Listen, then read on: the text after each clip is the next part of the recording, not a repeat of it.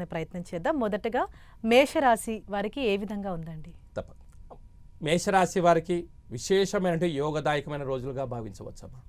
మేషరాశిలో ఏ నక్షత్రాలు వస్తాయనగా అశ్విని నక్షత్రంలోని 4 పాదాలు, భరణి నక్షత్రంలోని 4 పాదాలు, కృత్తికా నక్షత్రంలో 1 పాదం కలిపితే మేషరాశి అవ్వడం జరుగుతుంది. రాశాధిపతి కుజ భగవానుడు. వీరికి ఒకవైపు ఏలనాడు శని ప్రారబ్ధ సంచార స్థితిలో కూడా ఉంది.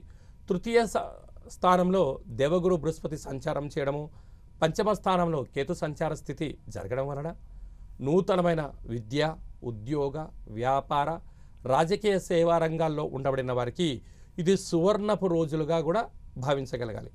ఎన్నడూ లేనటువంటి విధంగా విశేషంగా ఏకాదశి స్థానంలో ఆత్మకారకుడు రవి, రుణరోగ శత్రుకారకుడు కుజుడు, బుద్ధికారకుడు బుధుడు, అలాగనే వాస్తు నరదృష్టికారకుడు రాహు ఏకాదశిలో ఉండడము చాలా యోగదాయకం. వీరికి పట్టిందల్లా బంగారం అవ్వడం, వీరి యొక్క ఆలోచనలకు మెరుగైనటువంటి రావడం, సభల యందు సమావేశాల యందు పాల్గొనడం. మనకు ఉగాది రాబోతుందంటే చాలామందికి ఉగాది పురస్కారాలు అంటూ ఉంటారు.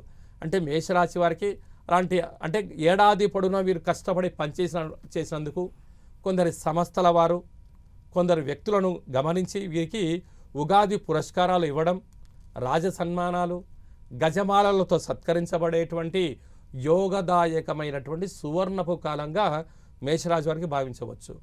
అలాగనే వ్యయంలో శని భగవాను ఉండినను అక్కడ శుక్ర భగవానుని యొక్క శుభదృష్టి చేత నూతన వస్త్రాలు, బంగారు ఆభరణాలు, షేర్లు, భూములు క్రయ విక్రయాలలో యోగదాయకంగా ఉంది.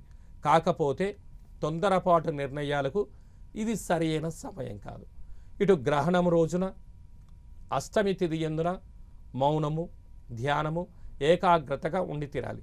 అలాగా రాజకీయవేత్తలకు, సాఫ్ట్వేర్ ఉద్యోగస్తులు, హార్డ్వేర్ ఉద్యోగస్తులు, వ్యవసాయ సోదరీమణులు, స్వయం వృత్తులు, సేవారంగ కార్యక్రమాలు, అలాగనే న్యూస్ రీడర్సు, అలాగనే మార్కెట్లో ఉండబడినటువంటి వస్తువులను ఇన్ఫ్లుయెన్స్ చేసేటువంటి యూట్యూబ్, వాట్సాప్, ఫేస్బుక్ క్రియేటివిటీ రంగాలుగా ఉండబడిన వారు నోరు అదుపులో ఉంచుకోవాలి.